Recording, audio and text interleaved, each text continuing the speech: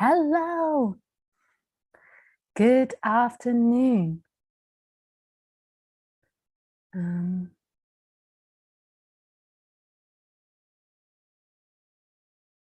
I hope you can all hear me and that everything is going well. Oh, okay. You can all hear me because I just heard myself. So nice. Welcome to the live stream today. The live stream is called The Expansiveness of What Is. Nice. Yeah, so welcome. Nice to see you. Nice. If you want to ask questions, then you can join me in Zoom. And the link should be in the chat.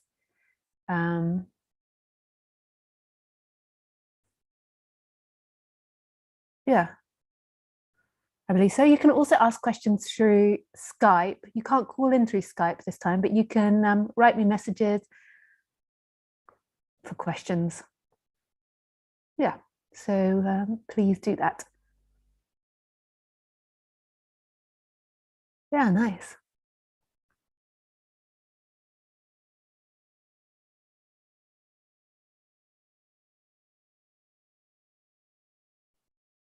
And the link to it is in the chat. So you can find the link to Zoom in the chat. Yeah, I hope this is all working. Yeah, nice. We can start with the meditation. I by accidentally put the video to unlisted. That was an accident, but yeah, hopefully you can all find it now.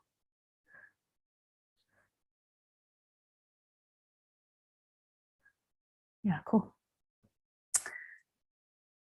Yeah, and while we're meditating, I might not be able to let you into Zoom.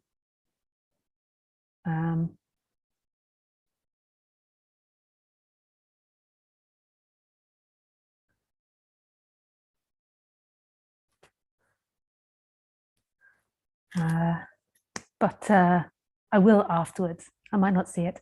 So we can start off with the usual meditation. For those of you that have joined me before, you know the deal. I always like to sit in silence at the beginning of the talk. Yeah. And I've been told that I don't need to keep explaining the meditations, that because I do it so regularly, you know what's being talked about.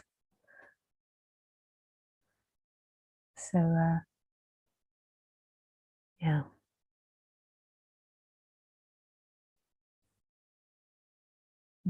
Okay, so we just begin. I don't have a gong anymore to bong, a gong to bong, dong. So we just start just for like 10-15 minutes.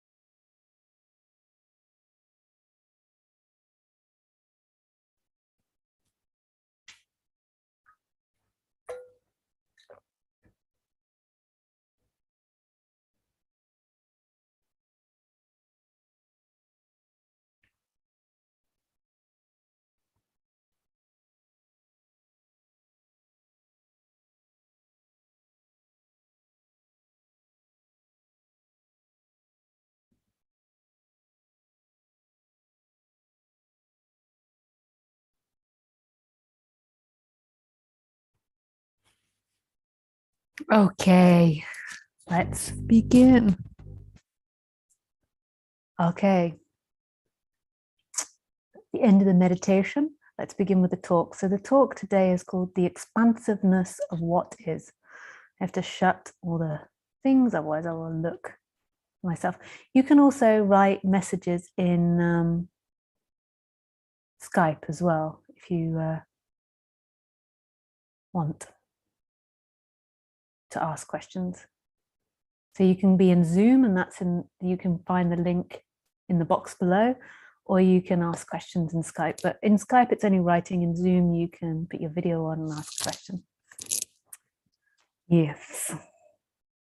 And if you're in the Zoom, I'm sorry, I can't allow you to put your video on while I'm talking and see each other and your audio on, because, yeah, if you were in it last time, you know what happened. Which you're not going to mention, because they always advise you on the internet to not give the person attention. Yeah. Everyone's like, what happened? Wow, we want the gossip. Gossip, gossip, gossip, gossip. Okay. The expansiveness of what is.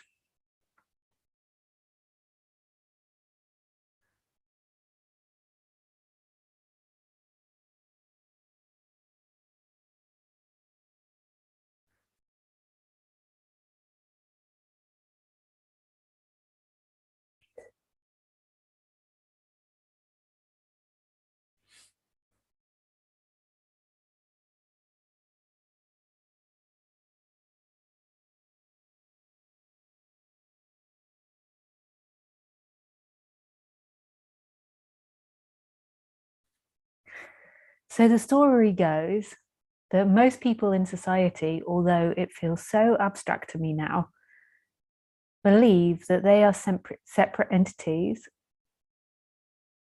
that are looking through these bodies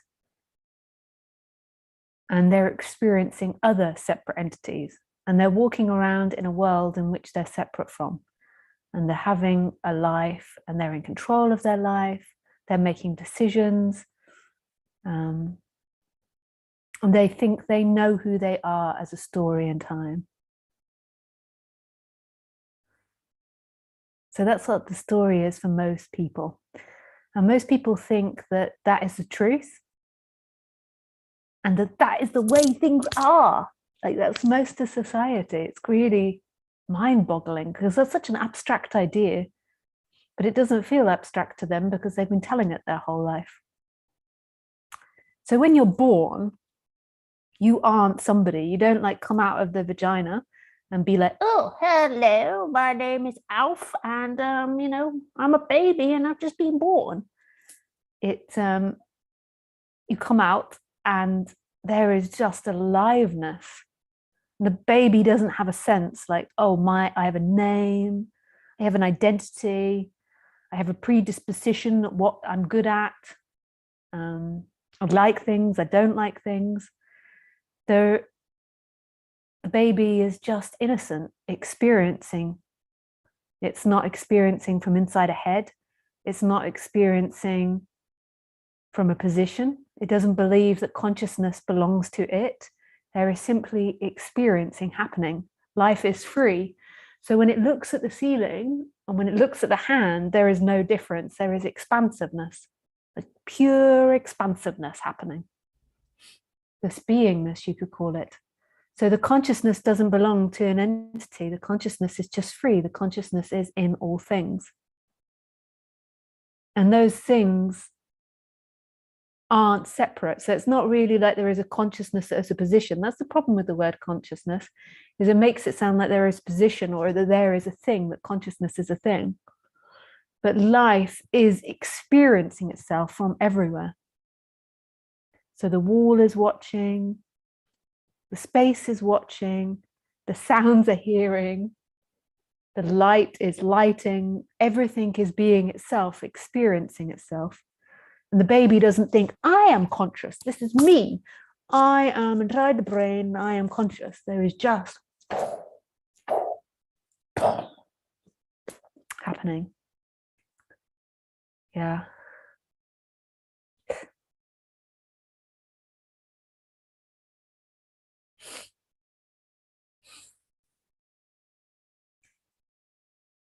And babies are so innocent and beautiful to be around. Like the energy of a baby is so beautiful, just so alive and fresh and free. So people love it, like looking into a baby's eye, because it's so just in awe of everything that's happening. And then as the baby gets older, it begins to get into the human hypnosis of I am a conscious entity moving through time. So it begins to forget it's everything watching. This is life experiencing itself. This is the energy experiencing itself, and begins to think, I am a separate entity that is conscious. It doesn't like suddenly wake up one day and think that. It's like something gradual. It keeps being appointed in. You are Alf. You are Alf. You are Alf. You're bad boy. Good boy. Bad boy. Good boy. Bad boy. Good boy.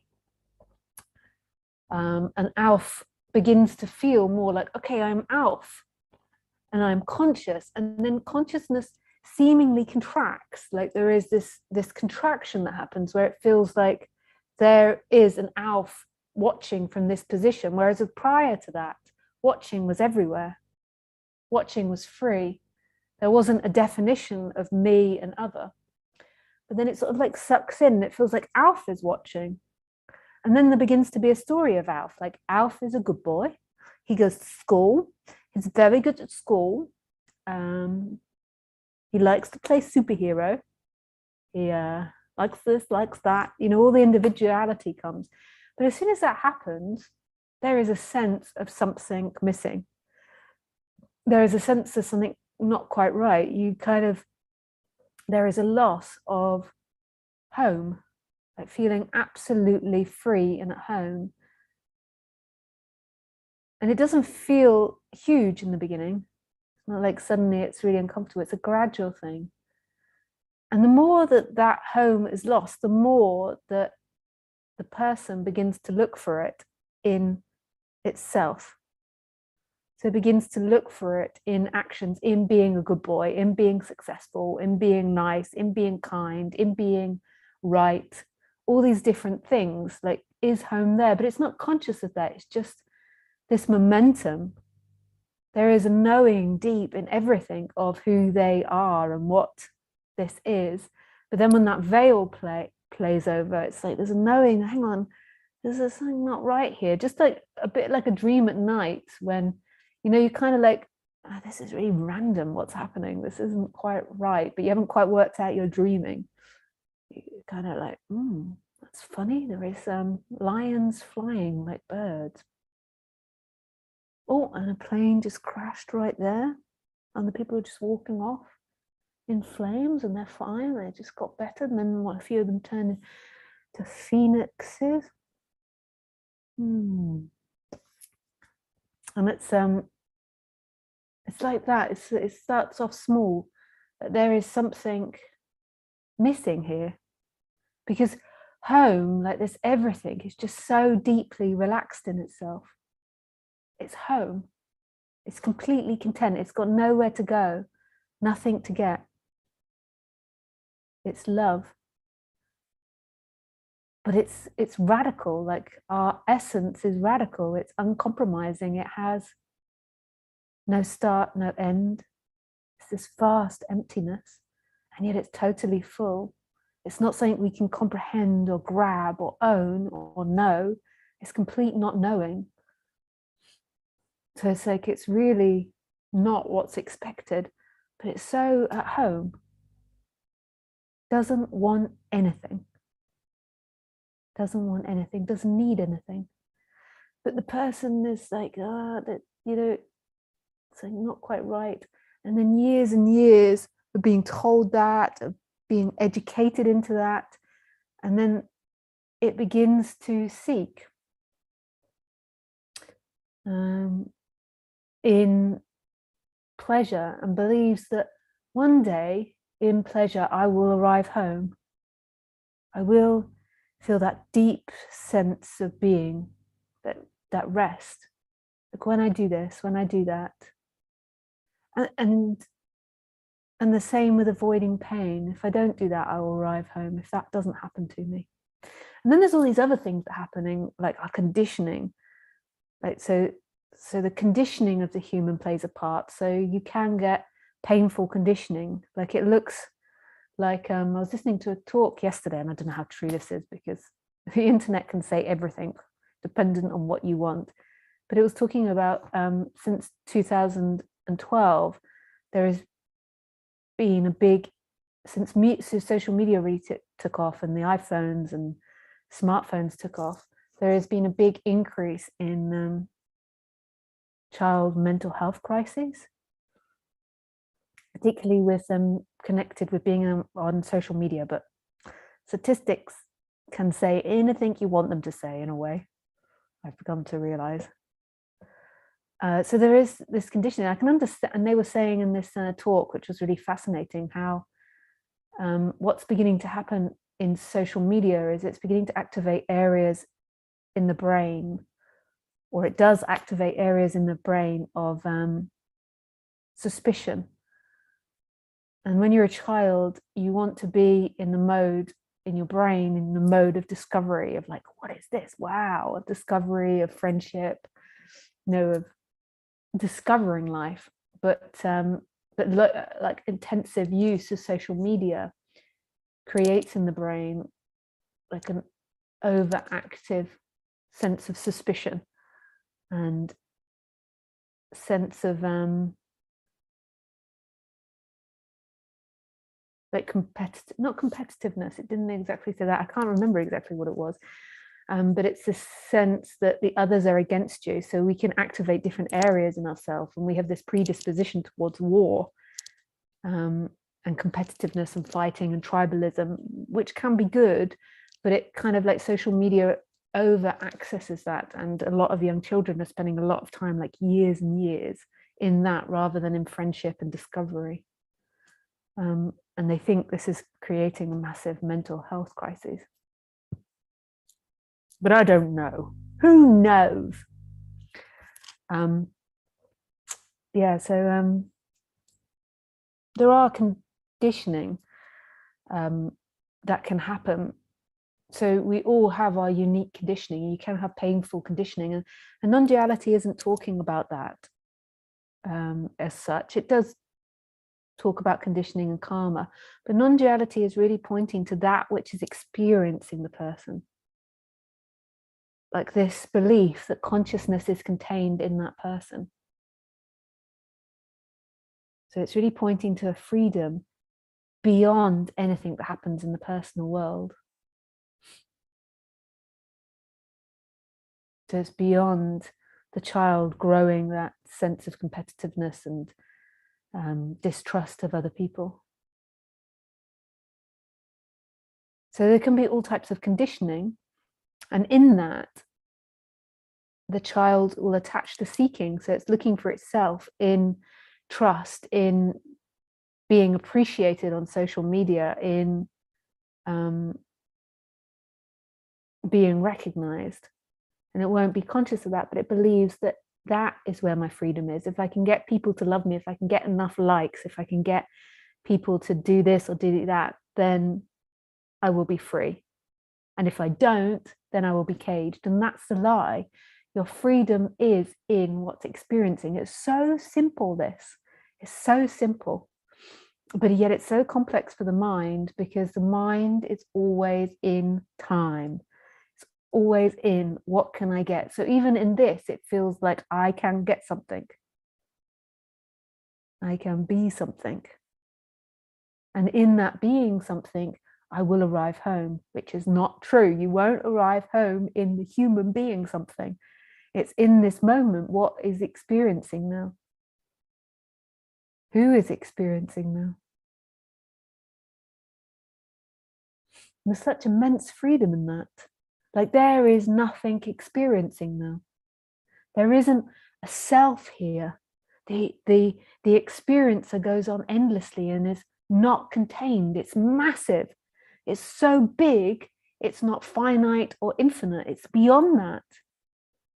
So it feels like when you point this way, there is something solid in there, but there's nothing solid in there. There is immense space of who you are.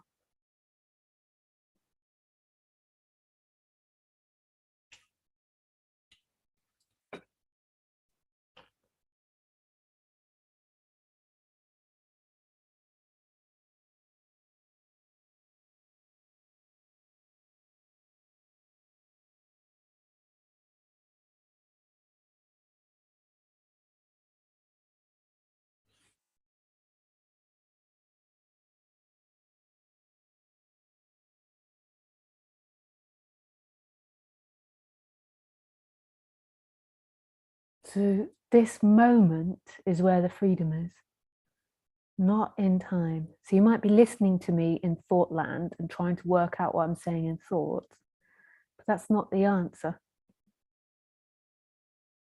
What is beyond thought now?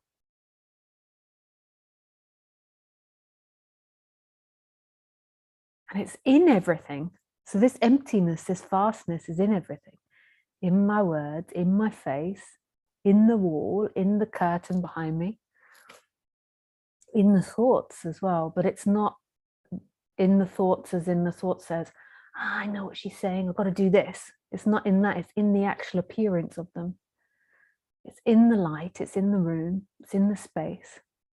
It wants nothing. It doesn't want anything. It's not like, well, my character has to be a certain way, otherwise I'm going to get right on grump. It just doesn't care like that. It's not that it's uncaring either. That doesn't appear in its world. It's beyond duality. It's non-duality. So it's not, but it doesn't have investment in anything that's peers. That's why it's total unconditioned love. Like anything that appears is that freedom. Yeah, that is such love. That is such love.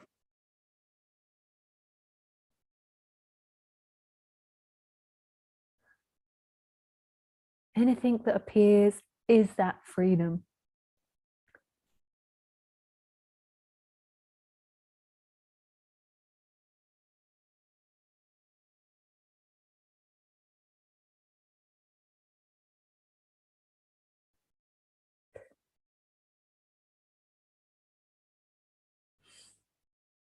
And it's totally empty. It's empty of all things. There's nothing looking here.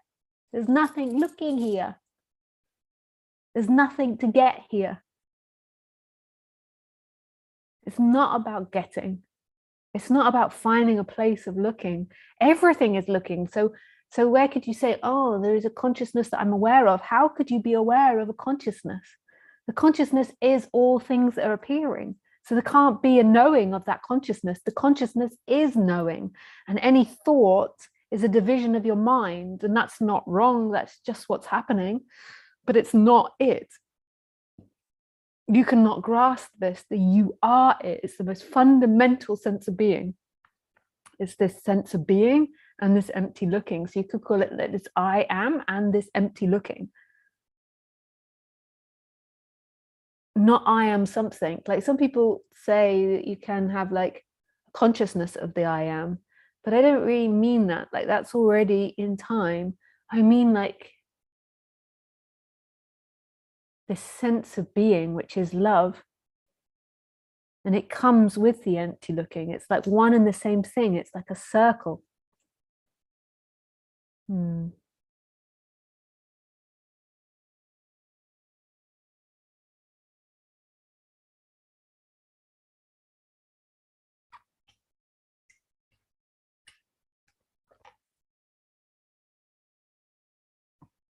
When you can't escape this. So the mind likes to think that it's lost it and it can get it, but you can't escape this. You are always that looking, no matter what happens in your life, no matter how hellish the experience feels, you can't escape this. And that doesn't judge you, no matter what you've done. There is no judgment. It's absolute love. Absolute love. It wants nothing. It tries to get nothing. It's simply love.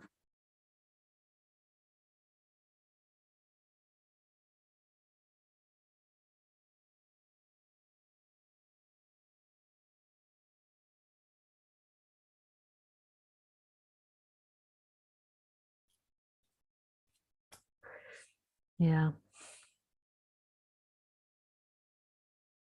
This is it, baby. This is it. Yeah. Okay, so if you want to ask a question, please put your hand up.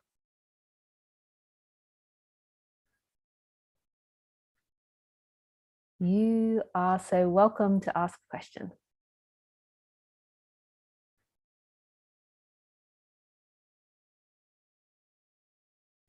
So Les would like to ask a question. So before I go into questions, just be aware, Les, that your name and your face is going to be on the internet. It's going to be recorded onto the internet. It is on the internet now, and it will be kept on the internet. Yeah. So I'm just going to allow you for a moment to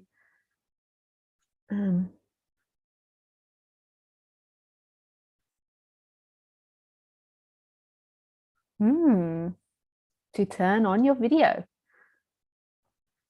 Yes. Admit. Okay, Liz.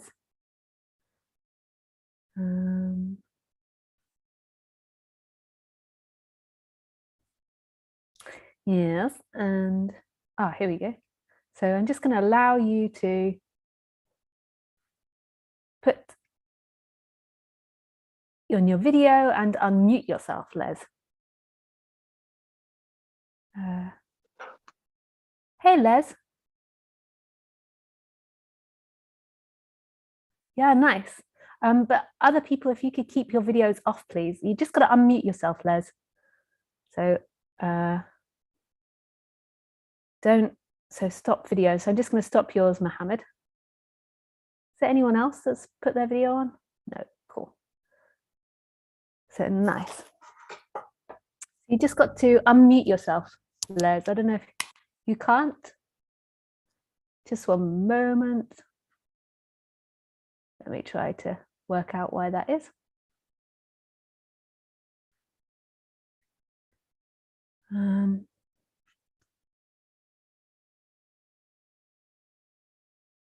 Yeah, it says you should be able to unmute yourself, Les.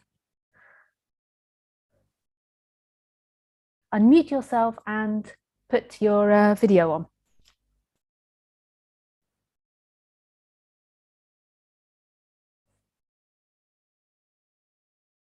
Okay, we'll just move on. If anyone else has got any questions, then you can say. I can't see you or hear you, Les. I'm not sure why.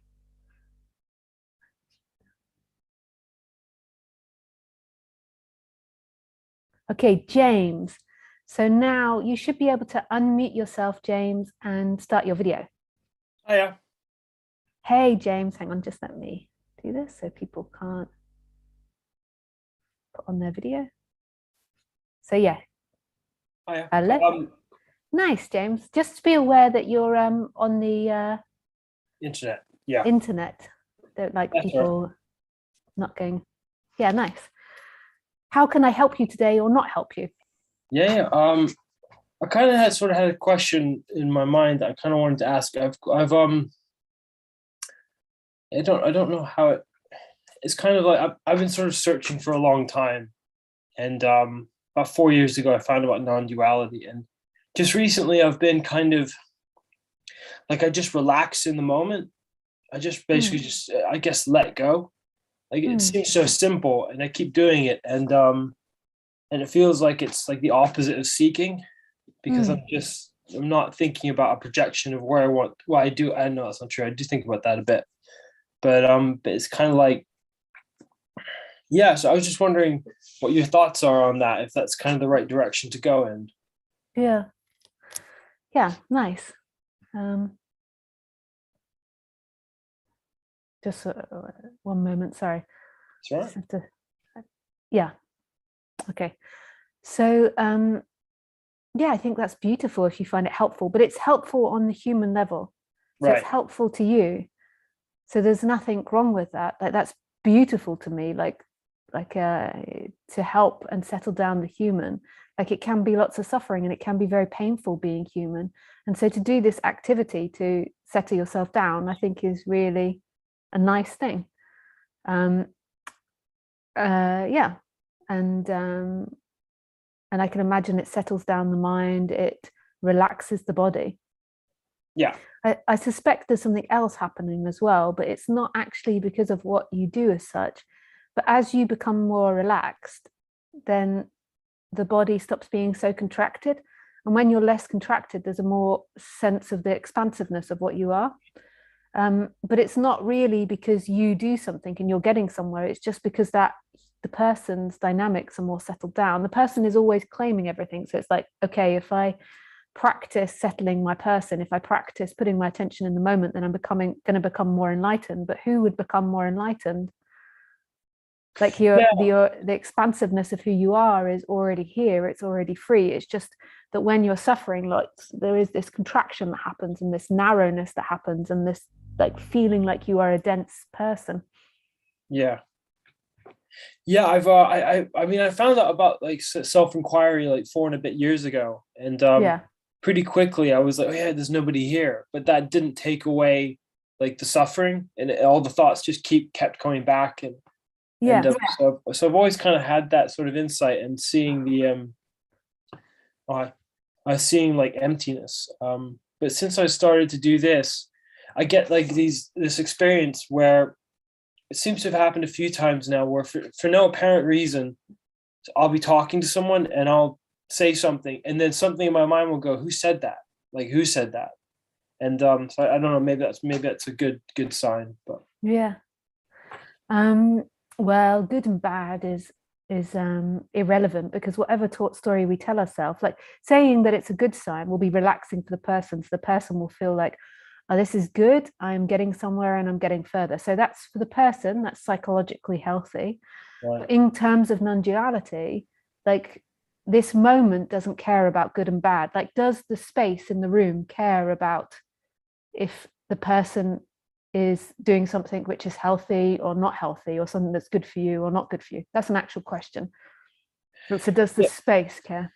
No, I guess not.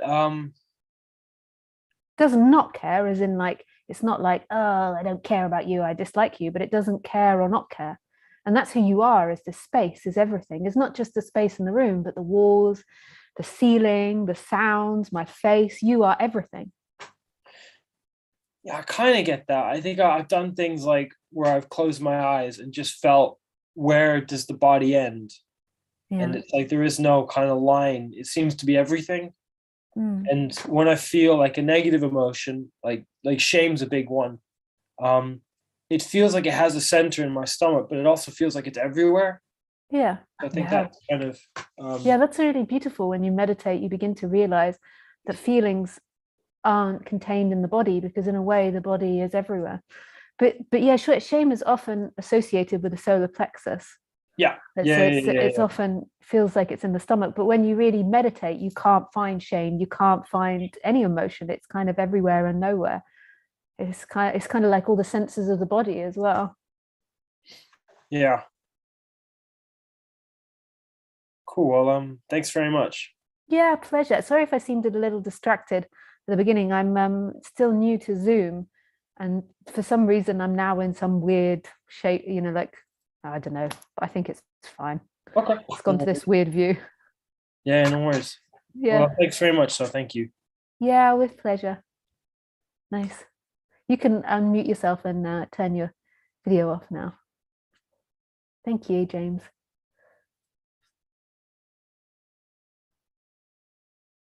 I don't know how that's streaming. Let's have a look. Okay, it's streaming fine. I'm in some weird position. Yeah. So there's anyone else? So Les Hooper has got his hand up to ask a question, but I don't think, I'm just going to give you permission, not everyone, just the person that's asking the question, to unmute yourself and to start your video, Les, but I don't think you can.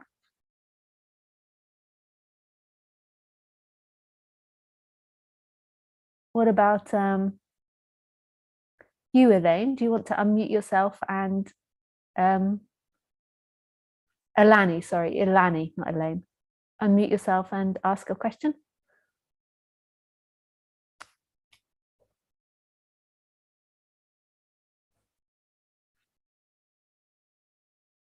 Oh, sorry, I've got to allow you.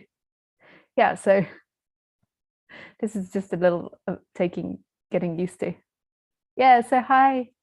Hello. Hiya. Hello. Just 1 second, just let me now. Just I'm 1 here second. too. Hey, nice, both of you. Just to let you know that you are going to be on the internet. Yeah. Yeah, nice. Cool. Are you ready? If you could just give me 1 second. I'm in such a weird, I can't barely see anybody. Oh well. And James is like next to me. Oh, he's pinned, that's why. Unpin. Okay, nice. Okay, yeah, nice. Nice to see you Yeah. both. You too. Oh. I love your background. It's Yeah, beautiful. thanks. The peacock feathers. Yeah. Yeah. I didn't know if I wanted to ask something, but then I think his name was James who just spoke to you. And when you spoke about how there's a lot of stuff, when you spoke about how it doesn't really, like, it's nice for the person to have these things, like it's cool, like the person, and it's something that becomes very prevalent when you start realizing that, oh, and you can't get rid of it. I'm sure if you could confirm, like there's a me that wants to be enlightened. Yeah. Right. Wants to wake up. But at the same time, I can't ignore that. I don't want to just walk away from that and be like, oh, that's just a me. That's silly. That's useless. So I don't have to do anything about it. Like, because it feels like there's a contradicting energy there. Like, where can I put my focus then? Or is there nothing? Because there's always this thing of, oh, there's nothing you can do. But what you did say that's resonated with me from other speakers as well is the idea of you could close off your. It feels like there's the body and the conditioning and everything that kind of closes off, in a manner of speaking, the consciousness to shine through. Yeah. And is there things you can actively, like? And I've never.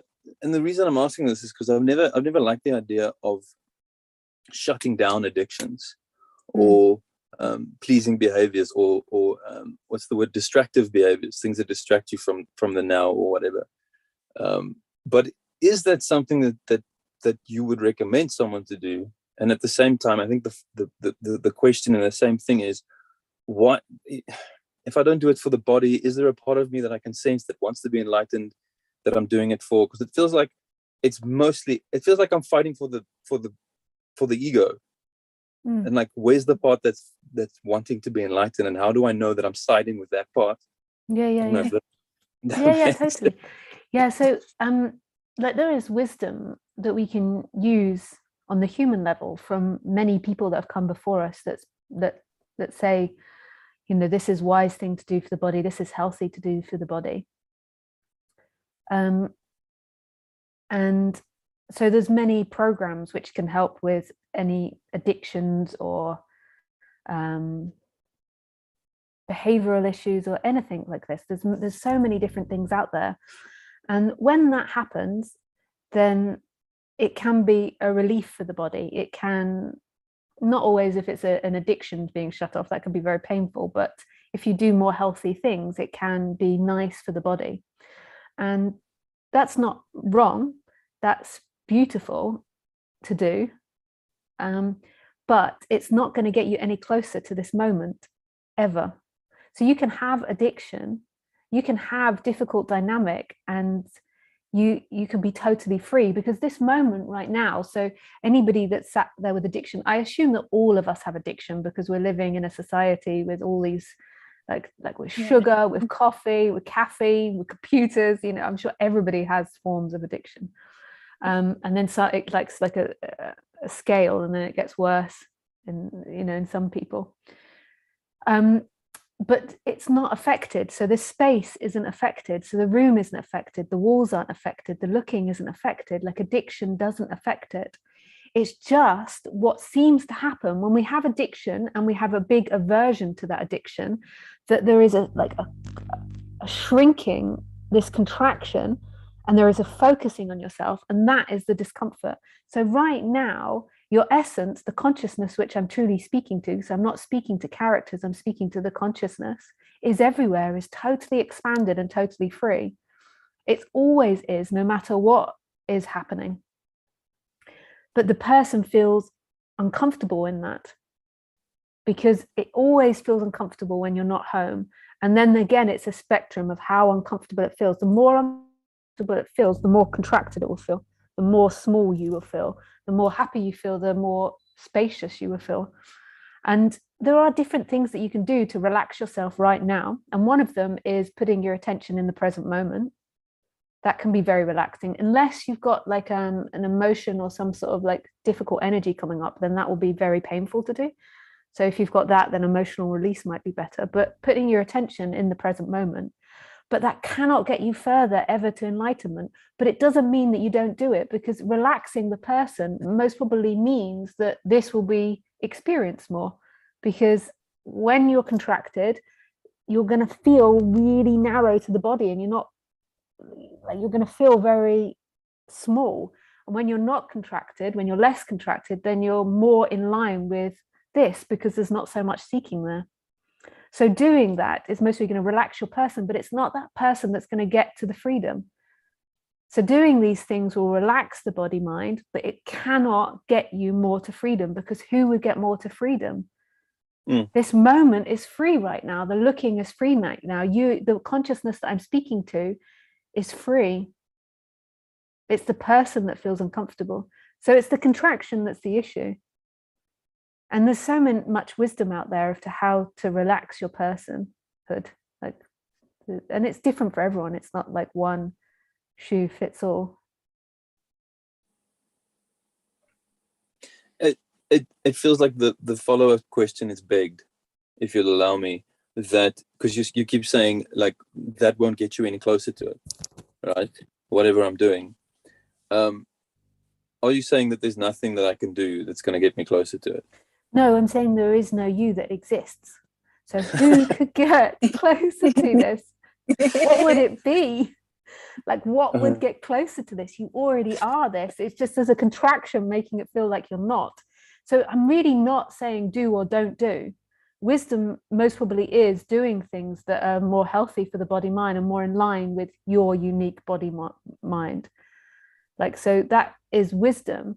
But there isn't an entity inside your body. There are thoughts and patterns and habits appearing that are seemingly moving in time, and that movement in time can never be this moment. So I'm not saying don't do things. I'm not saying like you can't do things or you to get here or not get enlightened. I'm saying who would be that person that will become enlightened? It's like But if I wanted to imagine I was a person and I wanted to put my focus somewhere, it would be to start with looking at the contractions and what's causing the contractions. What's causing the contractions? Yeah, like, so yeah, those types of things, but also things that relax the body mind as well. So emotional release. So yeah, you can intellectually look at it and then like feel it in the body, and then you can do exercises to relax it. There's all types of things, and it works different for everybody. Like like for me, breathing exercises really work with emotional disbalance, but for other people it's like breathing exercises don't really do anything, and that like really relaxes my body mind, like doing breathing exercises. It's so different for everybody. Some people are really into yoga, some people like meditation, some people meditation is really hellish. Thank you. Yeah, pleasure. It's so lovely to see you both. I also want to ask something now. Yeah. Apparently. So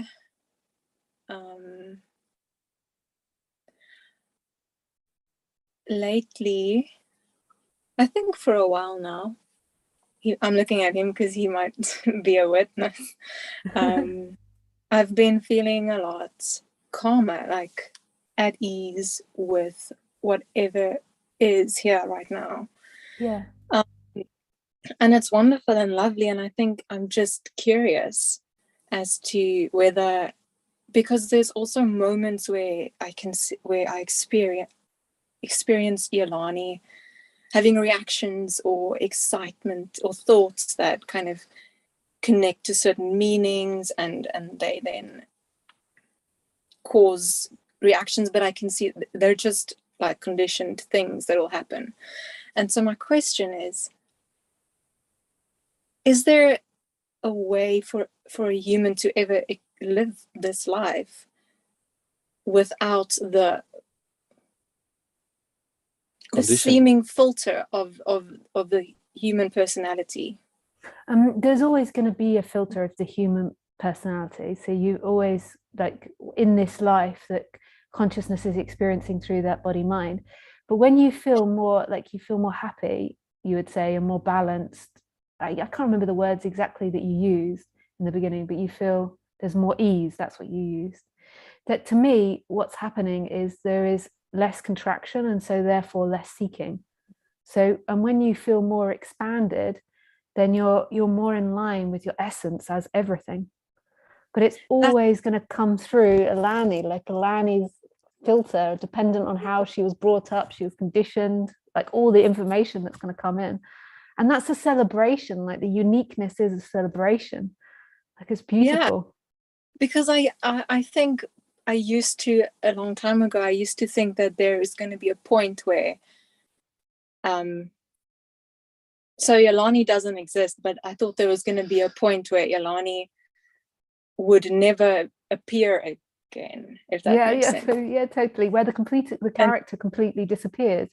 And that's not true, yeah. And that you're going to like reach this moment and point where everything evaporates in a way, but it doesn't. It's so beautiful, and it comes through habits that you've lived this life through. It's so cool. Yeah. Like you can still have memories and remember things, but they don't own you. Yeah, totally. To own. But yeah, cool. Thank you. That was my question. That's a cool thing to hear also. Pleasure. Thanks, Lisa. Thank you. Yeah, It's great to see you. Yeah, really nice to see you. Yeah, lots of love. How do we switch?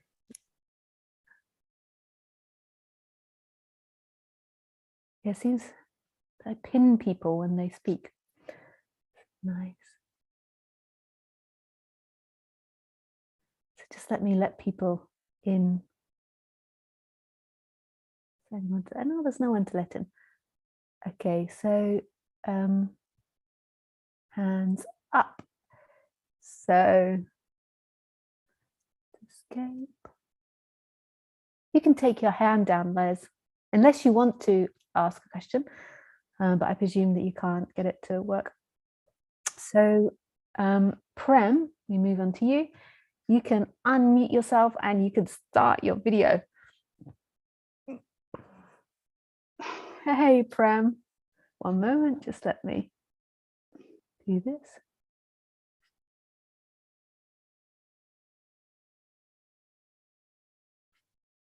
Okay, nice. How can I help you or not help you? We spoke last week, I think. You can help me? No, I said, how can I help you or not help you? What's aware of the thoughts?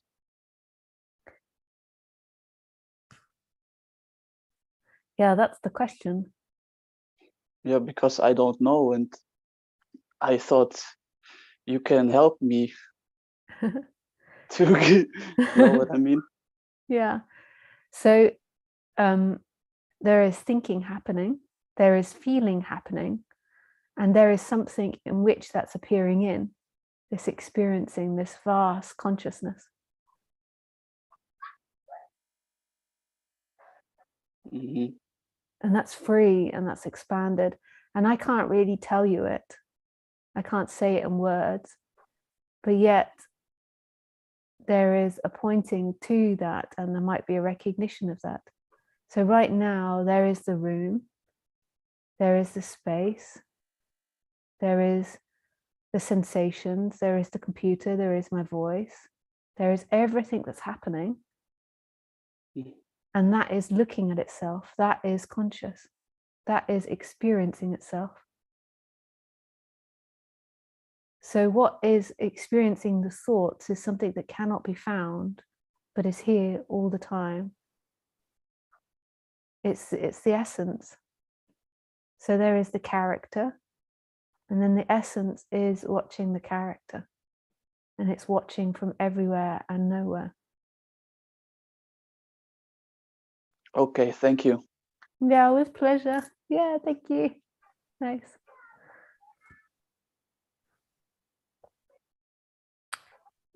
Okay.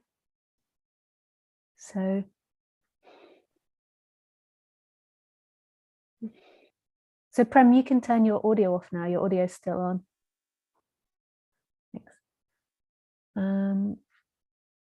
So Marika.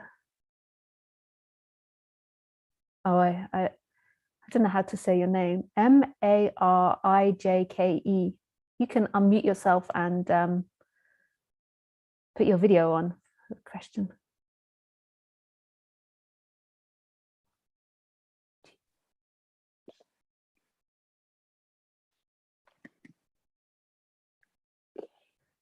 Hello, hang on just one moment. Hi. Just 1 second. Good to see you. Yeah, nice to see you. So Nice how do to you see say you your as name well. again? It's actually Marijke, but yeah, my father is from Belgium, so it's a Flemish name. Oh, nice. Yeah. Yeah, and cool. And okay, so ever since I have this yeah, I'm very unsure. I can't bring together like the beauty of the enlightenment and the horror of what is happening in the world. And like this is a big difficulty for me right now. It feels I am somewhere between bliss and mental illness. Oh, yeah. And so when you sometimes say the horror, you mean like the war and things like this that's happening in the world? Things that happening to me too, and to other people. But I know at the same time, they are not only happening to me, but probably they're happening to everybody. So yeah, there is like help you can get on the human level. Like you can work with someone. You know, there's therapies that you can do. There's emotional release that you can do. There's all types of things that you can do to balance your body. And I'm not opposed to that, and I'm not recommending that. It's just that that's not what non-duality is. So prior to me going into my non-duality stuff, I just want to say, you know, if you are really struggling on the human level, there's so many great teachers out there that work with the body mind that can help it become more balanced and that can help it feel more integrated. Because sometimes not being able to cope with the horrors that we see in life is from childhood trauma, it's from like past events, it's from ideas that have been formed that are incorrect. You know, there's all different types of things, or the body being out of balance. So there's that you can do, but that's not what I teach. I can teach that, and I have taught in the past like chakras and trauma stuff, but non-duality isn't that. From non-duality perspective, there are no horrors happening in the world. Yeah, I know. Yeah. There is no world out there. There is no world. Yeah. So from non-duality perspective, like where are the horrors? Like right now, where are the horrors? Right. You can answer that if you can. Where is the horror? It's nowhere to be found. Yeah. Nowhere. Nowhere. Like it's that there is just this moment, and everything else is a projection. Everything is a projection. So everything is. So I'm kind of projecting that, right? In this moment, but the thing is if you take that on a psychological level, that might not be the best thing for the body mind. So the body mind is an instrument that is programmed, and if your programming is having difficulty, you can go and you can reprogram that. So it might not be the wisest thing to reprogram it with this non-duality, but what I'm trying to point to is something deeper than that, that this moment doesn't have any issue. Your mind might be having issues, so your mind might be imagining things that are uncomfortable, But does this space in your room, so I can see you're sitting in a room, does the space have any issue with what's happening right now? Does it have any horrors, this space? No. So the looking, which is all things and no things, has no horror, but the body maybe is projecting horror. The body is feeling horror. The mind is thinking of horror, but this moment doesn't have any horror to it. And that's who you are. That's what's looking now, is that immense freedom. So that character, which might experience horror, isn't what's actually looking. That is an experience appearing in the looking. Mm-hmm. The looking is free. Your essence is free. Yeah. Yeah. It's so unbelievable. Yeah, it's so unbelievable. It's really unbelievable. Like when so I feel like kind of in the heart, like there is a fall, like there's a falling into it, like boom. Yeah. And it's just there, but and then at the same time, yeah, like I'm in between these things like depression and all this like bringing life together also, and so many difficulties, and this openness and this totally. awareness towards everything and towards people also, like to consider them as I sometimes I feel I'm really not there anymore, but everything is actually me, and like other people, for example, I take them as they are me, and ever since but like you as the looking, you as consciousness, like on the personality level there is like different personalities, but on the consciousness level, from the perspective of looking, it is you. And everything is you. On the personality level, you could say that you only experience people through your thoughts. So whatever you see in the other person is through your thoughts. You're never really seeing another person. You're seeing on the human level your projections and your ideas of the other person. But then from the absolute level, everything is you. It's kind of really cool. So even on the human level, the reflection is you don't see outside of your own brain, but on the absolute level, you also can't see out. Well, you can't be anything, or anything that's appearing is the absolute. So you can't escape yourself. So when you look at me now, I am that consciousness. When you hear me now, it's the consciousness. And then on the human level, whatever you project onto me, so if you do or don't like me, or you have this judgment or that judgment, that's all inside your brain. But that's a different matter from the consciousness stuff. But it's nice different. similarity.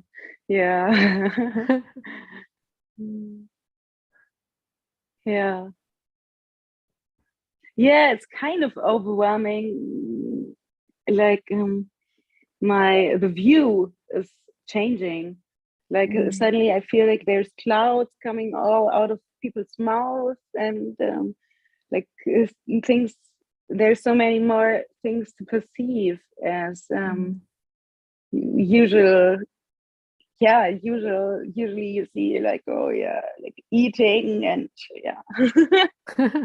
I don't know, like normal life, but it's not as simple as that. It's there is just so many things you can see, and more it opens up, the more you see. So I see like also visionary images, like the ghost of a people behind them, like people are walking and there's a shadow, like the light body that follows them. They're moving too fast for that.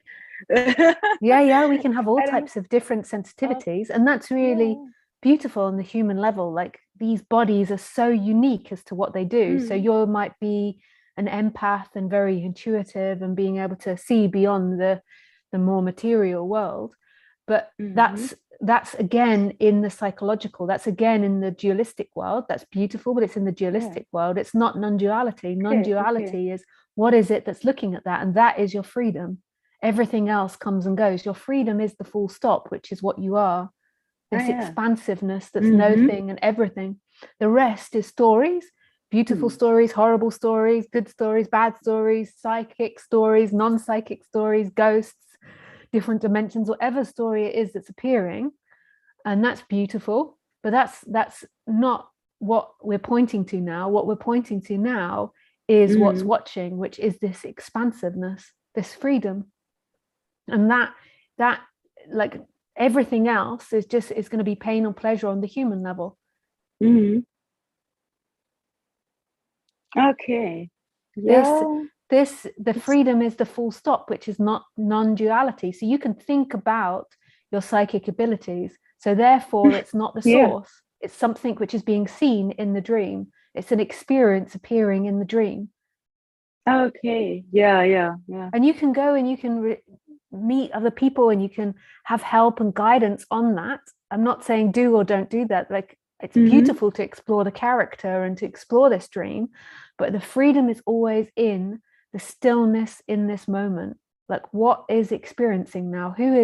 What is listening to me isn't the character. What is listening to me is the no thing and the everything, is the consciousness, which is here. Yeah. And it's like so intense. It's like when there's this this expansiveness, like the spirit, I call it the spirit, but it goes out of the body and just sees the whole thing as something to, I don't know. Yeah, it's huge. It's massive. And that's it's why the biggest thing in the room. I feel like it's like I'm in a big nothing, like a big black nothing. And sometimes totally. it's totally like it's so hard to not having something to hold on to. So then that's back into the human world. That's back into the human world. And that you can do things to improve that for the human. Yeah. So the person that feels like there's nothing to hold on to, that's in the human dynamic, that's in the wiring of the brain. So that can be looked at in the human world, and that can be dealt with in the human world. Like, so you can look at what's happening there and what projections are going on there. Normally in the human world, whatever we're experiencing is what's come before. So it's like what we've been conditioned in childhood. So if you feel like there's nothing to hold on to, then that might be something that you experienced in childhood. So when you have that expansiveness, then that karma, that childhood karma comes up and it feels like it's got nothing to hold on to. So there might be like abandonment, like you could imagine all different types of things, or a sense of like not being in the right place. And that then the mind gets confused in and thinks that that's got something to do with non-duality, but that's again in the human world. So that can be dealt with in different therapies, in understanding your karma, in understanding chakras, in understanding the body, like in understanding your past. And that's something that isn't the non-dual side. What is it that's looking at that? But we're always getting confused, we're always thinking the person is awakening because it has effects awakening, but we're always looking to the person. So it's like the person is having this experience and it has something to do with non-duality, but anything that is experienced is in the dream. So the person feeling like it's overwhelming, it's in the dream. You're back in the human world. So what is it to who you are, to expansiveness? It can't feel overwhelmed or underwhelmed. It's just here. It's love. It's got no opposites. It's just, so then the person that's experienced, and then the person interprets that and then gets caught up in its story. Yeah, it's the interpretation. Nice. Yeah, good. Well, it's good to talk to you. Like, good thank to you see for asking you. the question. Anytime, it makes me feel so relaxed with all this many things going on. Nice. Lots of love to you. Thank you. Lots of love to you. You can turn your video off now and mute yourself. Oh, I think I have to do something first, but I'm getting used to doing it. I have to allow you to do that. Okay. But I don't know where to do. Hang on. Oh, here we go. You can turn your video off now. Nice. Yeah, so Canel Barrett, you can unmute yourself and turn your video off. Nice. Hi, One Lisa. moment. Okay, one moment. Just let me do this and unpin this person.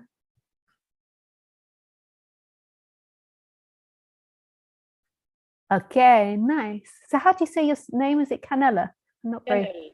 It's Sorry? French. Canel. Canel. Nice. Yeah. Nice to meet you.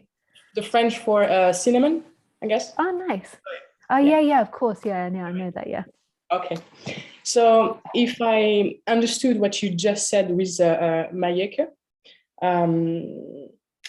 there is no waiting actually for the sense of I to drop, because to me it feels like whatever it is, the consciousness, God, or the energy started the separation, right? Started the sense of I, started the person, and then it feels like I am in the waiting room for God, for grace to stop that sense of I.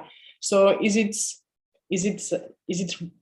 actually that? Is it no, because that I that you assume yourself to be isn't a solid entity.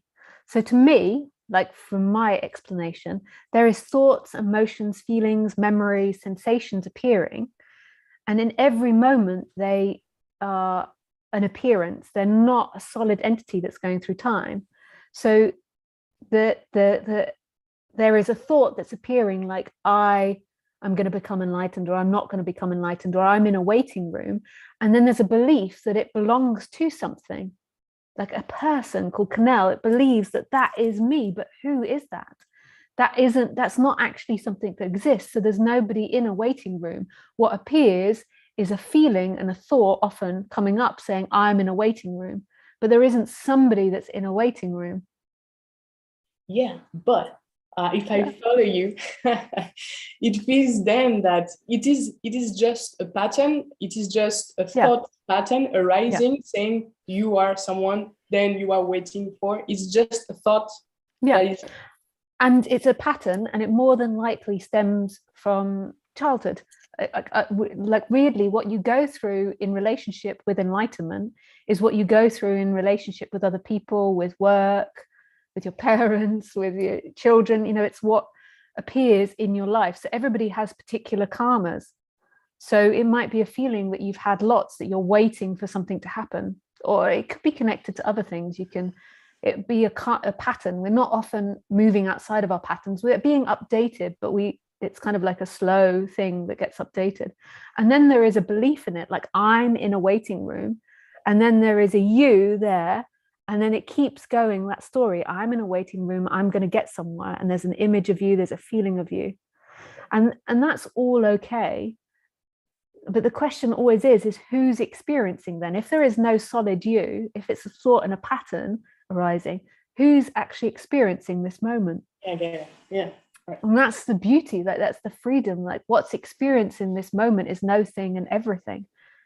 I mean, we can call it consciousness if you like, but consciousness isn't a place that, like, it's not somewhere behind the head, or it's not inside something or belonging to something. Like consciousness is all things and no things, and it's totally still now and in movement.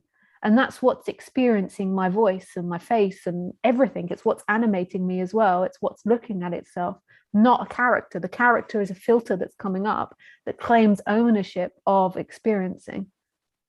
So you is being experienced. So anything that's being experienced isn't that which is watching. You could also say it is that which is watching, but it's everything that's watching.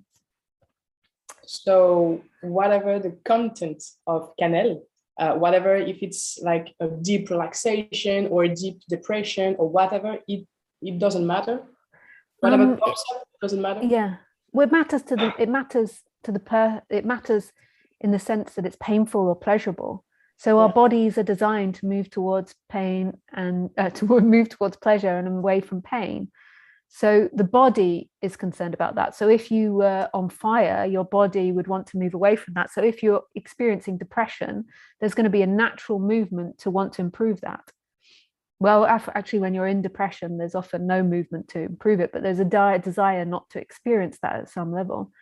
So the body has this movement that's happening, and there's nothing wrong with working on the conditions of the body. It's beautiful to work on the conditions of the body.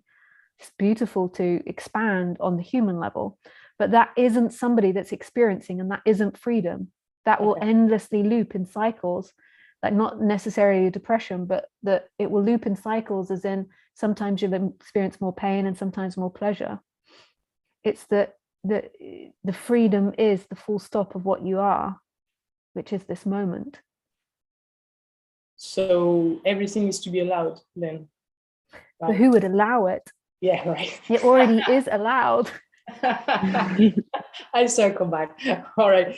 Thank you, Lisa. Yeah, Thank you very with much. pleasure. Thanks, Canal. Thank you. You can turn your video off now, and yeah. Thank you. Yeah. Okay, so you can put your hand down, Les and Marika. Thank you. If anyone else has a question, you can put your hand up. Yeah, nice. Oh, there's somebody that's got their audio on. Who is that? I will just mute your, I can do that.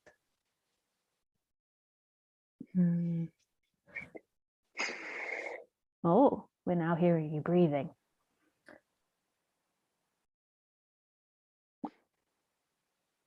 It's Marika.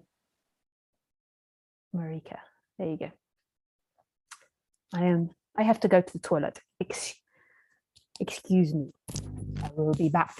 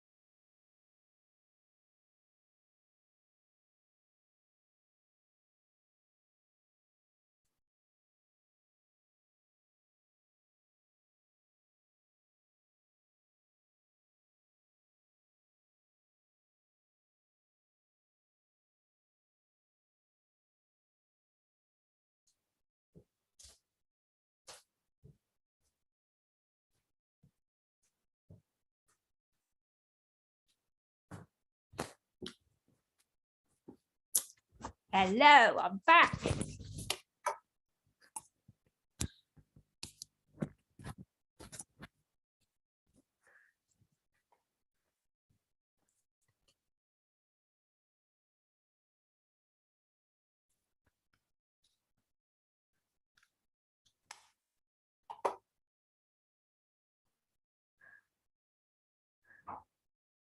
Okay.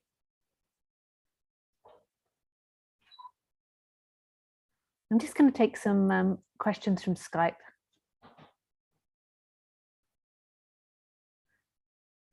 Somebody's getting a walkie. Yes, they are. Oh, no, they're not. Sorry. Sorry, made a mistake.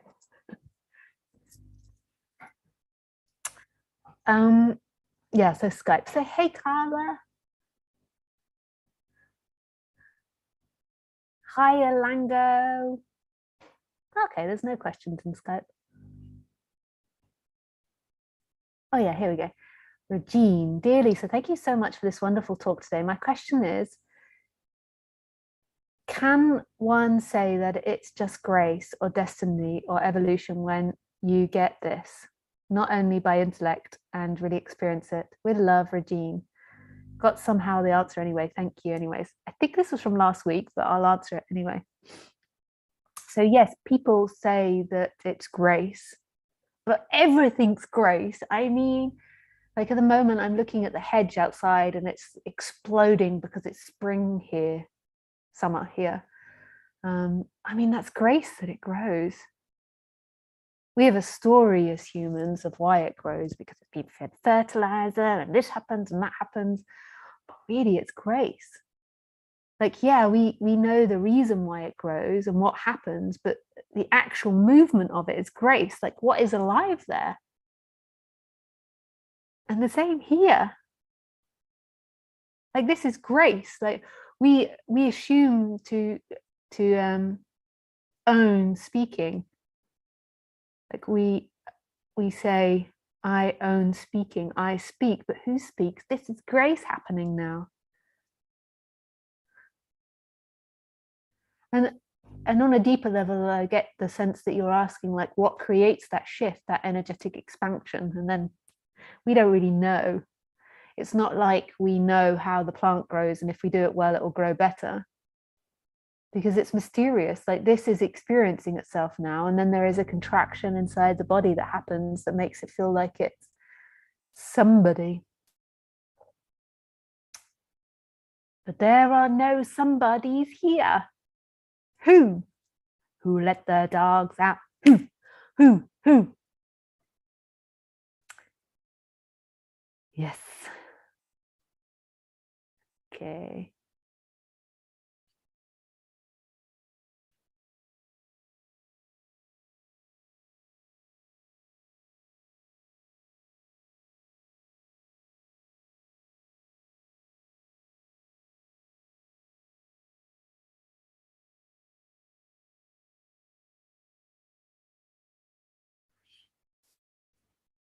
All right, then we go back to Zoom. Actually, first of all, I'm just going to go back to the chat, see if there's any questions in there.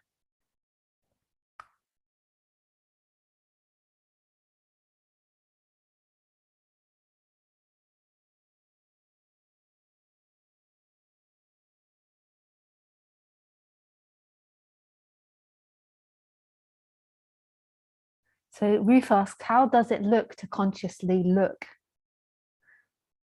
So that's so confusing, that idea, like to consciously look, because you get lots of teachers that talk about being conscious of yourself.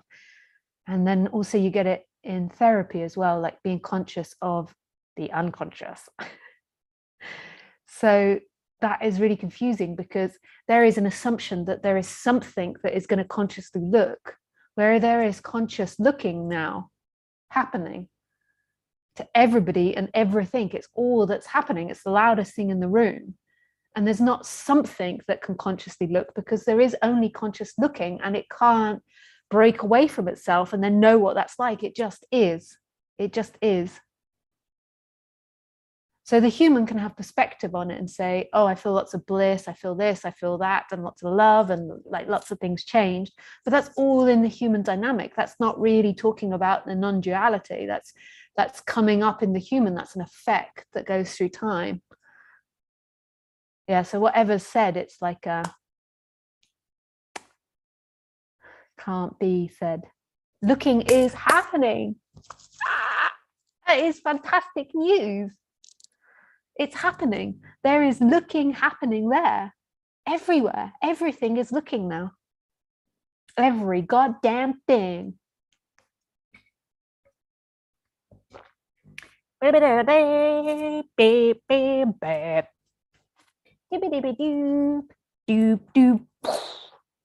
Everything is looking.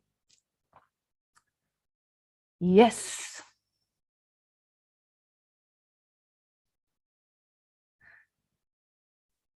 Okay, so is there anybody that wants to ask a question in Zoom? Somebody did have their hand out. They've gone. Nobody in Zoom. So we go back to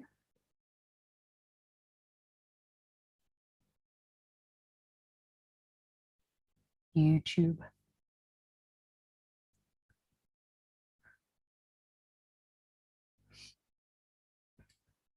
Lisa is the best performance coach in the world. The face coach. Hey Stan, so happy to see you too. Yeah, I see that you sent me a voice message on Skype. I haven't listened to it yet. I just signed into Skype.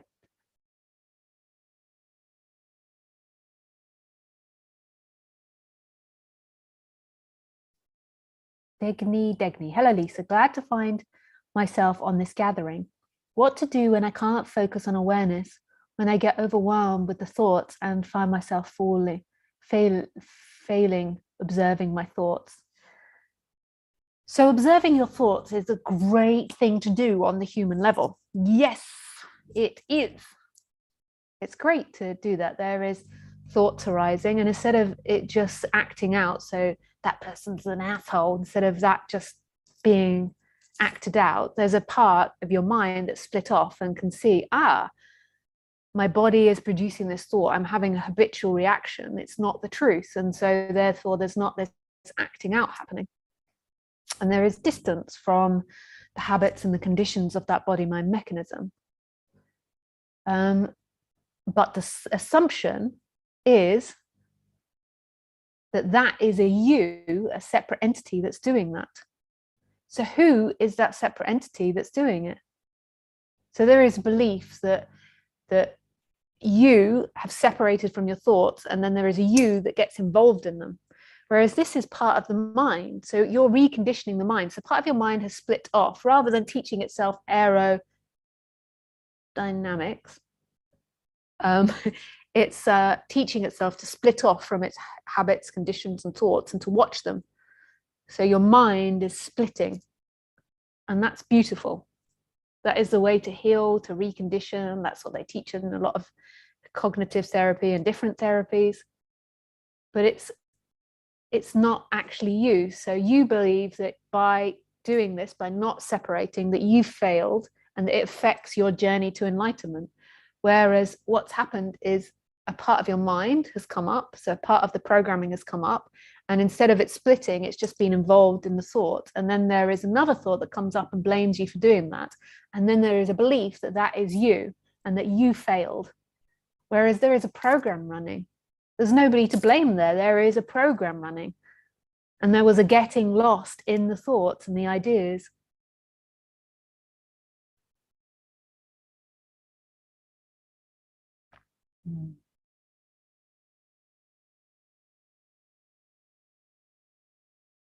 Your freedom is what is watching that.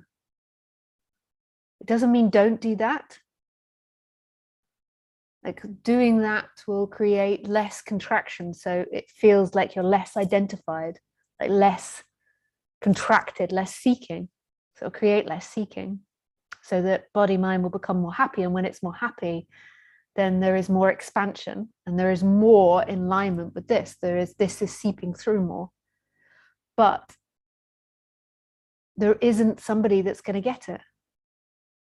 There isn't somebody that's going to be free. It's a dream. There is looking, which is nothing and everything that's perfectly still. And in that, the story's playing. Who is that person that wants to become enlightened? Who?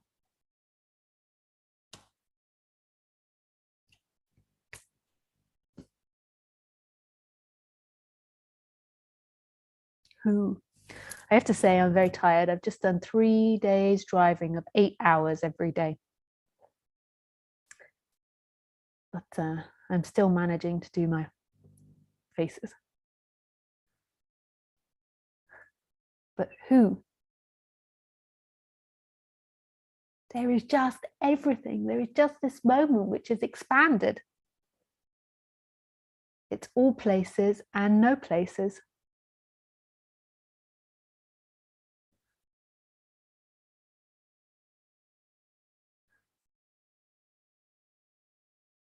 It wants nothing, it does nothing. Just is here, experiencing itself. And that's what's watching, that's the freedom. And in that, there's a dance of you detaching from thoughts and attaching to thoughts. And then this person believes it's my responsibility to do all of this. I am a separate entity and I've got to awaken. That is a lie. It's a happening. It's a happening.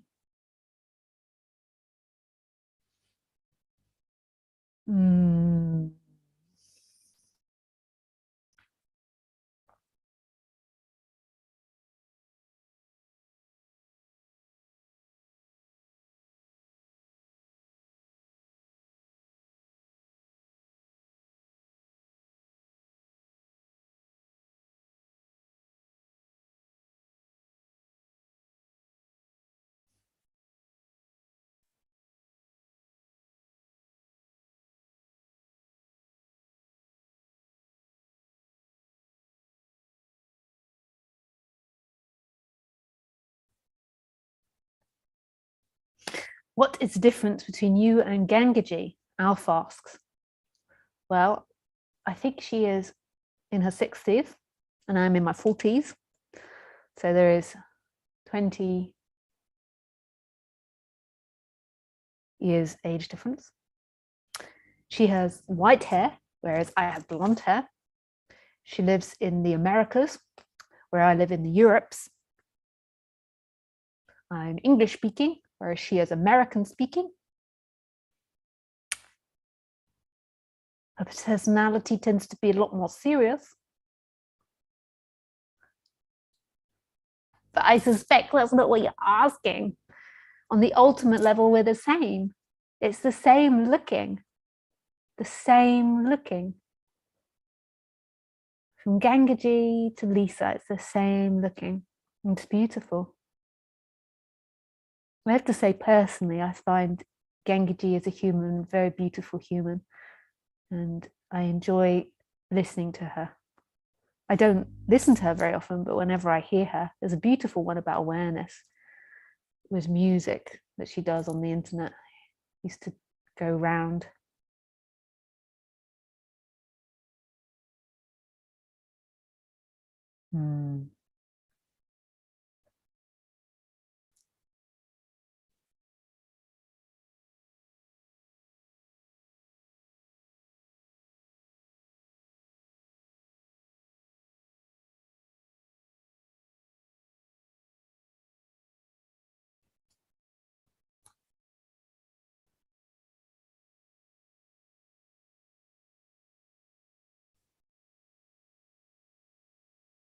Okay, Zoom user is asking to ask a question.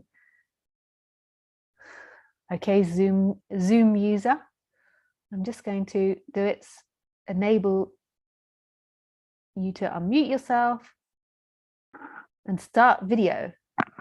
This is just for Zoom user. There's somebody else that's unmuted themselves and put on their video. Hey, the mindful way.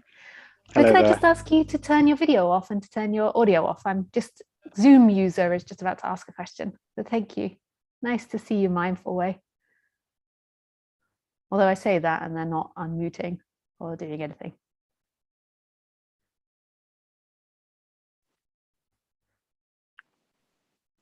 Nice. Hey, Zoom user. Hi, Lisa. Hey. Hey, can I leave my video off? Yeah, totally. You can. Yeah, okay, You're so great. welcome to. Thanks. I was wondering, I presume the contraction in the body mind of Lisa has totally fallen away. And I was wondering how perceiving then is taking place. Is there an extra sense, or is there still perceiving through the eyes and the ears, or is there a different way of perceiving? Okay, nice question. So let me go back to your first thing. I don't know why, but it's sticking on your video for some reason. Okay. Add pin. Yeah. I'm sorry, I'm new to using Zoom. Okay, so you started off the question saying, I assume, Lisa, what did you say? I assume that everything's dropped away, or? Well, the contraction has totally fallen away, or is there still something left? I was wondering, when the contraction falls away, is it 100%? Is there no contraction left? And yeah, how how does it feel then if you're living and there's no contraction with the body mind anymore, or Yeah. how does it work? Yeah. So I don't really know what to claim myself to be. Really. It's a bit uncomfortable to claim yourself to be anything. Mm-hmm. The one that feels the nicest would be that like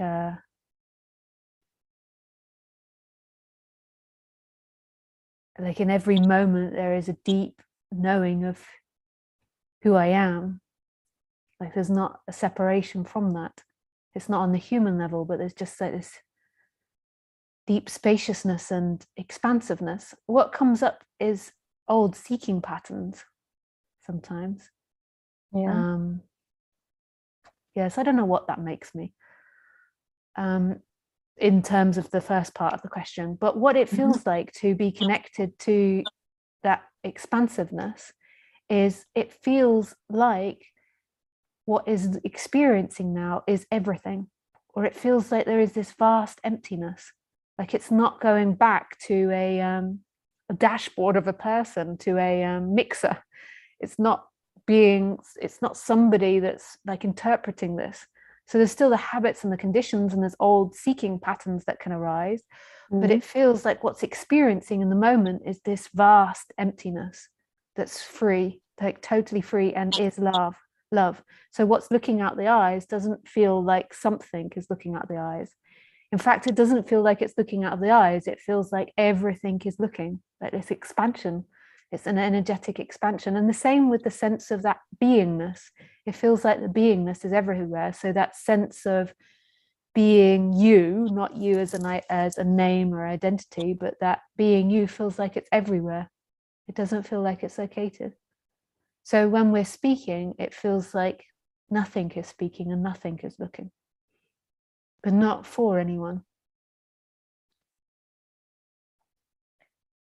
And is there then an extra sense through which you're perceiving, or is it just a contraction that falls away and then there's a different way of perceiving, or is there perception through another sense? I was wondering. Yeah, I don't know what that means, perception through another sense, but it was an energetic expansion. It felt like there was many awakenings, and it felt like in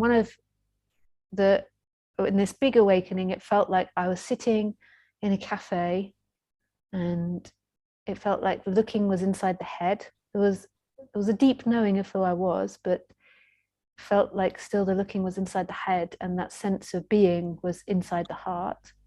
And then it just felt like slowly that looking and that beingness went into everything. And then it felt like my essence didn't go into time. Like, so everything, like my essence felt like it was right here, immediate. Okay. I don't know what that means in an extra sense. I'm sure they talk about that maybe in Buddhism or something. Oh, I can imagine. I yeah. don't know what that means. Like now, there seems to be perceiving through the eyes and the ears and the senses. I had a like feeling. I thought maybe there's an extra sense then. No, I don't think so. I don't think so in that regard. No. Okay. Well, thank you so much, Lisa. Yeah, with pleasure. Thank you. Thank you. Bye. You can turn your video off now. Oh no, your audio off now. I mute myself again. Thanks. Yeah, that's it. Yeah. Thank you. Thanks.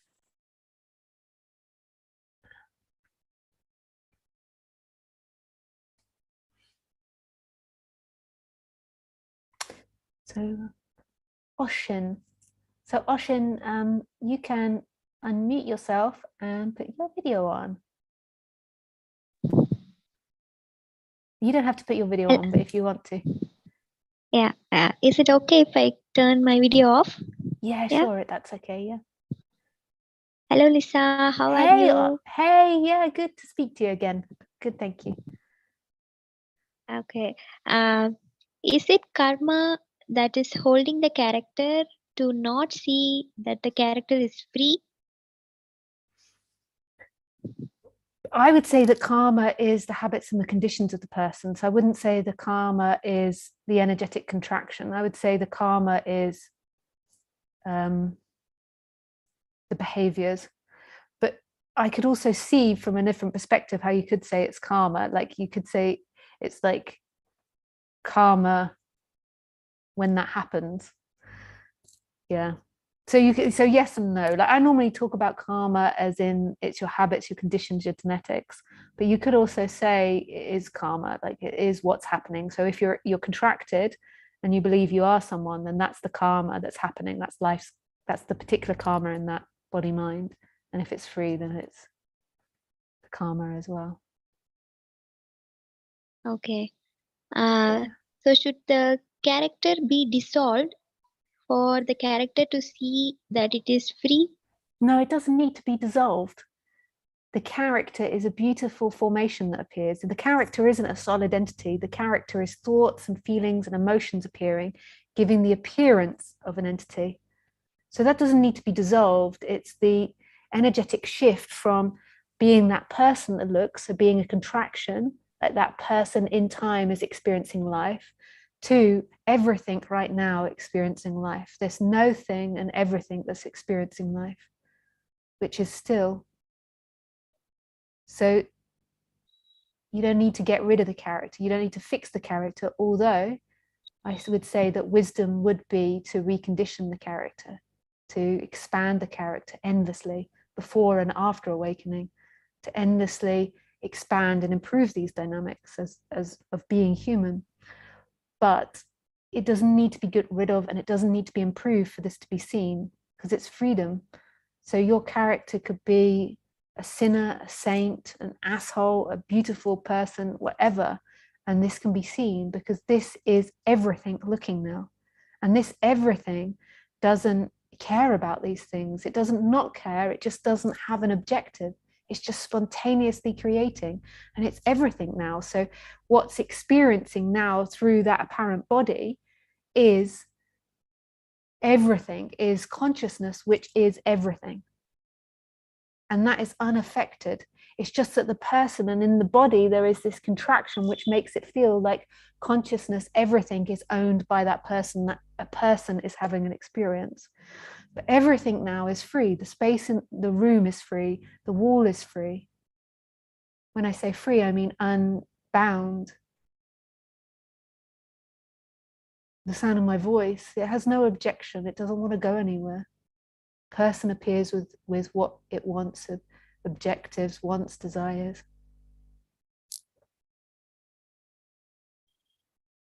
Okay, Lisa, thank you. Yeah, with pleasure. Lovely to speak with you. You can, bye. yeah, thank you. You can mute now. Thank you.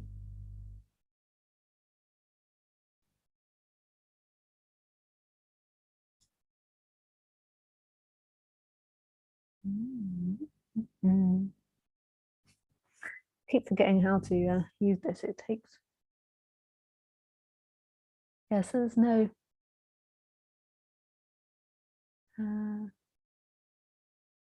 Nobody wanting to ask questions. So if you want to ask questions, you can do now.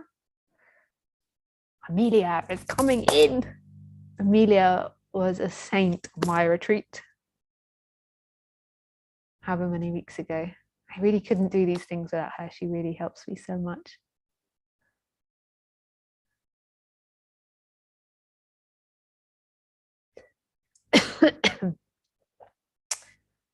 Yeah, doesn't look like. I see that there's some questions in chat, but you know what? It's a bit hard for me to see the chat. I know that sounds really.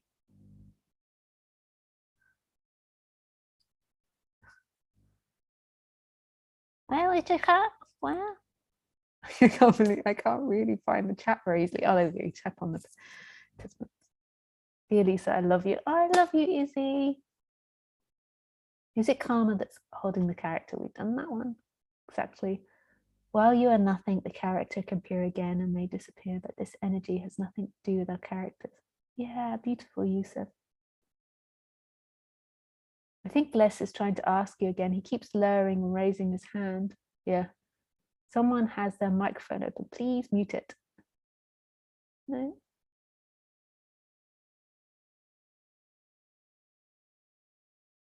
Hi, Lisa. It feels to me that this expansion you mentioned is a goal to reach, so it enhances the seeking. Yeah, Canal, sorry. It doesn't really enhance or not enhance the seeking, but like it's doesn't really do anything. It's just words are coming out, but the person might hear it and then there might be an enhancement of seeking. I can understand that. But seeking is going to happen no matter what. So if it wasn't this, it will attach onto something else.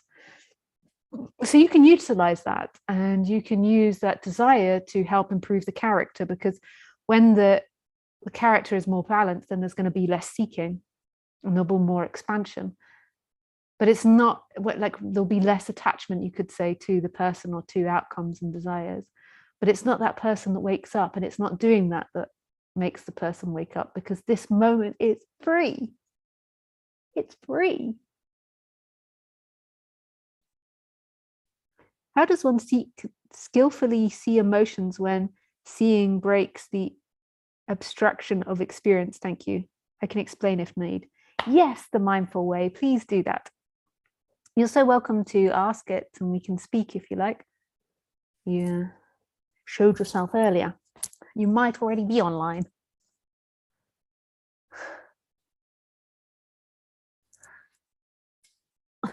We slide down the sofa when speaking.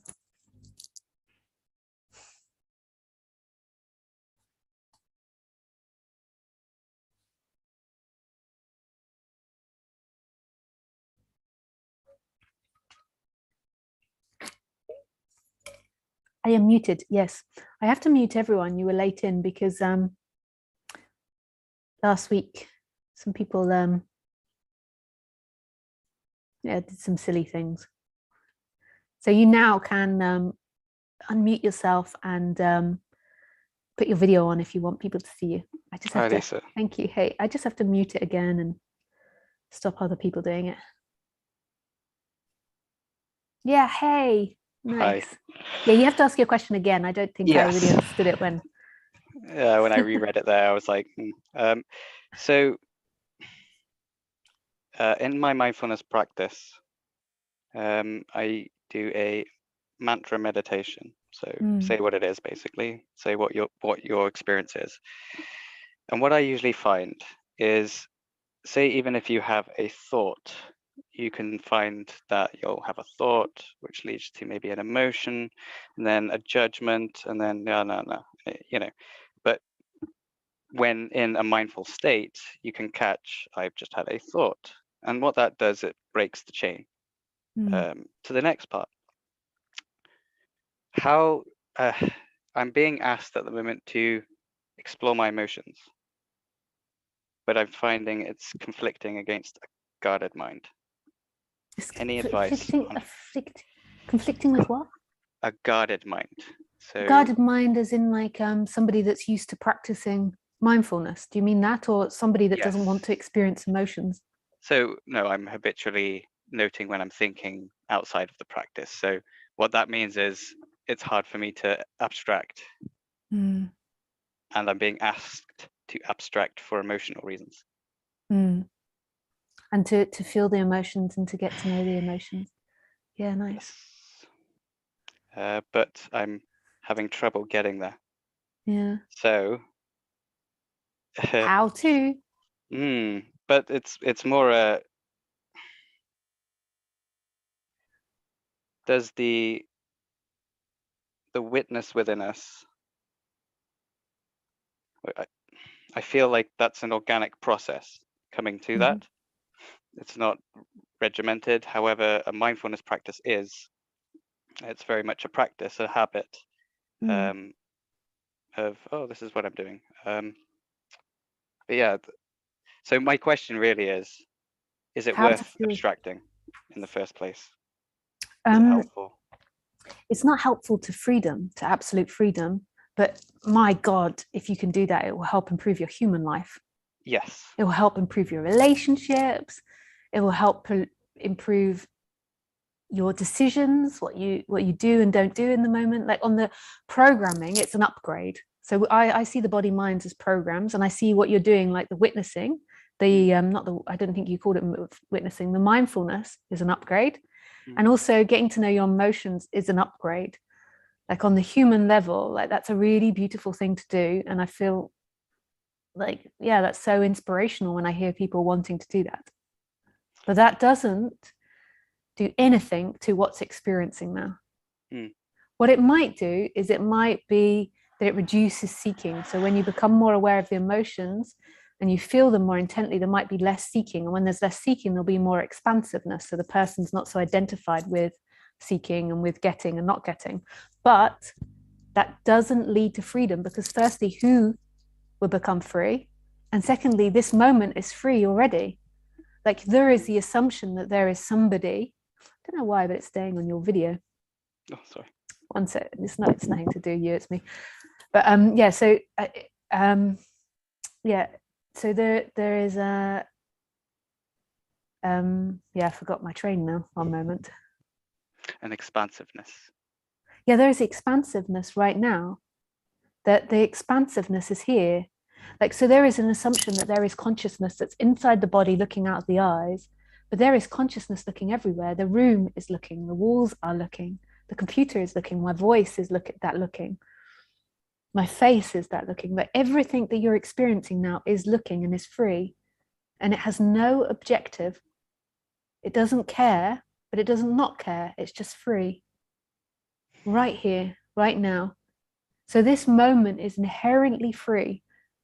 Your essence, what's listening to me, what's experiencing me, is inherently free. Then in that, you've got the character, which is doing the mindfulness, which is beautiful. This will upgrade the programming. And then you've got the character that wants to do the emotions. And then you've got the contraction. And then that contraction says, the consciousness is in here. I am experiencing in here. And this is a lie.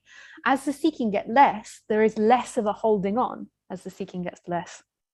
So as the person becomes more happy and balanced, it's less. And so the person thinks, okay, so if I just totally make myself really happy and really balanced, then I'll be free. But it's not really like that. It's just that the seeking decreases.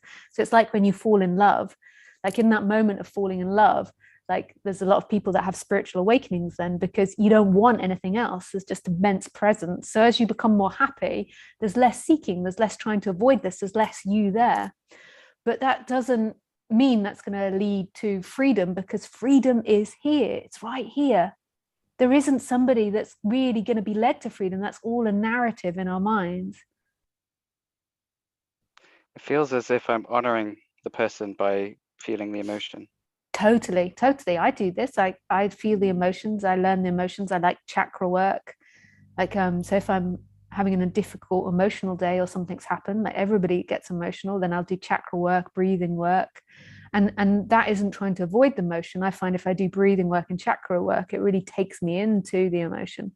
It really allows that emotion to be there and to like burn its color. And this isn't about getting rid of emotions. Like that's part of being human. It's about really embracing them on the human level. That's beautiful. I think that's what I'm allowing myself to do now, is go into my emotions more and have more of a range of life. Yeah. More versatility, more things I can do, more choices I can make, like you said. Okay. And I would say, like, if you're struggling, like maybe find somebody to work one-on-one with, you know, that does chakra work or whatever, like works for you, because it's good to have someone that pokes you and prods you. That's why I'm asking. Someone is prodding and poking at the moment, and I'm finding it's a habitual response to shut it down. Yeah. Do you know what I mean? To be guarded with non-abstraction, because that's the whole idea of vipassana. See clearly, not see what you want to see, or whoever the you is that wants to see. Yeah, but that makes perfect sense of what I'm doing. So I understand more of what I'm doing to myself. Yeah. Thank you. That's beautiful. Yeah, nice. Yeah, that answered it. Thank you. Yeah, great. Yeah, nice to speak with you. Nice to speak with you too. Thanks. Yeah, thank you. Okay. Bye. Bye.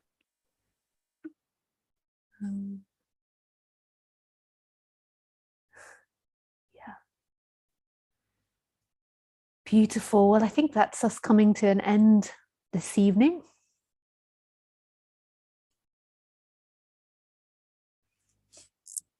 Yeah, lovely to speak with you all. I so appreciate it. And I enjoyed doing it through Zoom. I'm sorry it's not like other teachers where you can all see each other and communicate. Yeah, and interact, and it's a lot easier, and I have to do all this on and off. But that's the nature of where our society's at the moment. Yeah.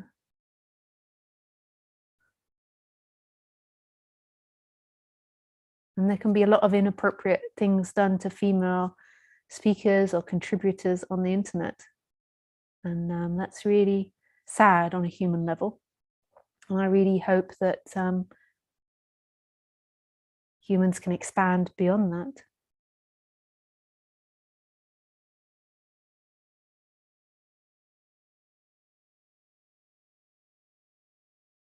Yeah. I don't want to make such a big deal of what happened last week, because I'm sorry that anyone that was in the Zoom meeting, because I don't want to give that person any attention. That's what they advise on the internet. I would rather give all you other beautiful, wonderful thousands of people out there attention that are really respectful and empathetic and open and balanced. Yeah, rather than the one person that isn't. Yeah. Okay, my loves, that is the end for this evening. Yeah, I love you and I wish you everything. Every goddamn thing. Every goddamn thing. Yeah. Okay. That's it. Goodbye.